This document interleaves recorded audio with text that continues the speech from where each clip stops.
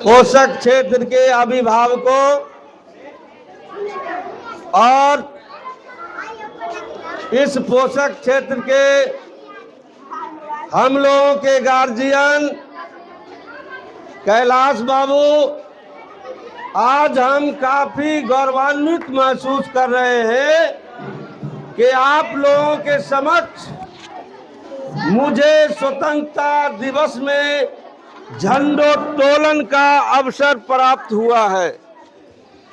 तो हम लोगों को याद रखना चाहिए कि जिस झंडे को फहराने के लिए आज हमने रस्सी को खींचा, झंडा फहराया और झंडा लहर गया, तालियां बजी, राष्ट्रगान हुआ, ये झंडा आसानी से नहीं फहराया। इसके लिए बहुत सी कुर्बानियां हुई। आप जानिए भारत परतंत्र कैसे हुआ।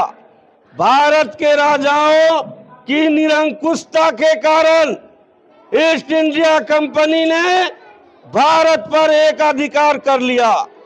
उसके बाद लोगों की आजादी छीन ली और धीरे धीरे सारे लोगों को बंधुआ मजदूर बना दिया।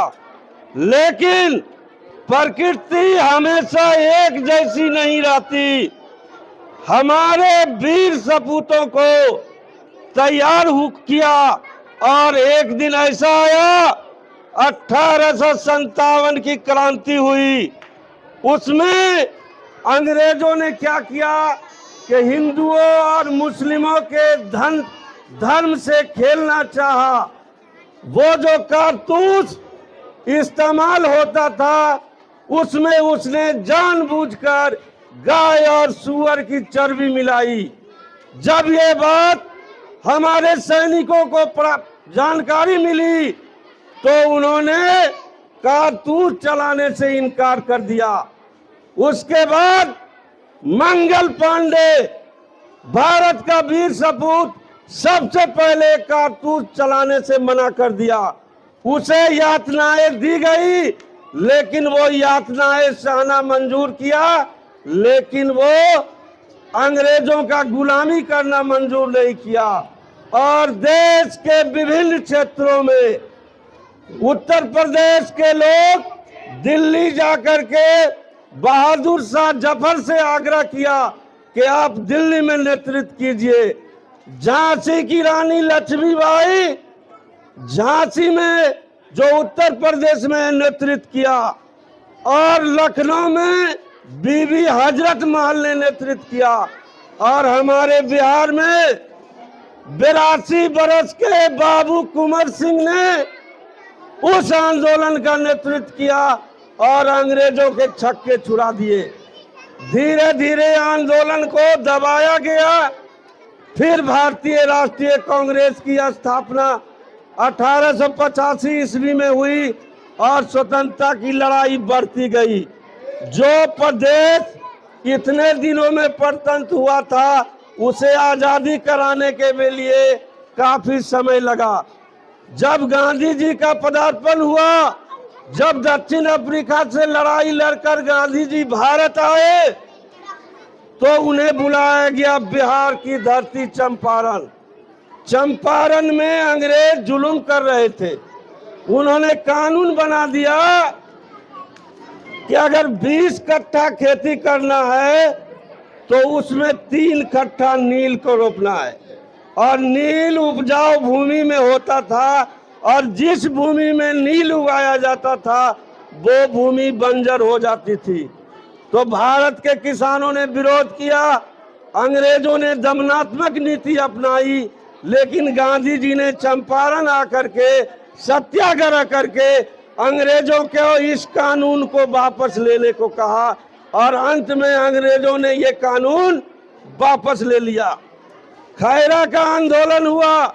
मिल मालिक बहुत कम पैसा देकर मजदूर को रखते थे। गांधी जी ने उस आंदोलन का नेतृत्व किया और मजदूरों की तनख्वाह बढ़ी। आगे बढ़ते बढ़ते गांधी जी ने असहयोग आंदोलन किया। गांधी जी अहिंसा के पुजारी थे उन्होंने कहा कि किसी तरह की हिंसा नहीं होनी चाहिए, लेकिन 1922 ईस्वी में चौरा चौरी जो उत्तर प्रदेश में है, कुछ लोगों ने 21 लोगों को थाने में जला दिया। नाखुश होकर के गांधी जी ने उस आंदोलन को स्थगित कर दी। फिर धीरे धीरे आंदोलन की आग बढ़ती गई। 1942 ईस्वी में 8 अगस्त को बॉम्बे के मैदान में गांधी जी ने नारा दिया, करो या मरो। अब उन्होंने अहिंसा को छोड़ने का भी इशारा किया कि या तो आजादी ले लो या मर जाओ। तो उसमें भारत के लोगों ने काफी सहयोग किया और अंग्रेज को काफी नुकसान पहुंचाया। धीरे धीरे करते करते 1947 ईस्वी को भारत आजाद हुआ और तब से हम आजाद भारत में रह रहे हैं। तो हमने देखा कि इसके लिए 1908 ईस्वी में खुदीराम बोस को 18 बरस की उम्र में फांसी दे दी। फिरंगियों ने फांसी दी, लेकिन खुदीराम बोस ने हंसकर देश के लिए अपने जान को कुर्बान कर दिया। जब साइमन कमीशन आया तो भारतीयों ने उसका विरोध किया, तो हमारे लाला लाजपत राय को इतनी लाठी अंग्रेजों ने मारी कि कुछ दिन के बाद उनकी मृत्यु हो गई। तो आपने देखा कि इस आजादी के लिए महिला, पुरुष, छोटे बड़े बच्चे सब ने मिल करके एक सुर में सुर मिला करके और इस आजादी को कामयाब करवाया। आज हम झंडा फहराए हैं। आज के दिन हम अपने उन वीर सपूतों को नमन करते हैं, प्रणाम करते हैं और दिल में रखते हैं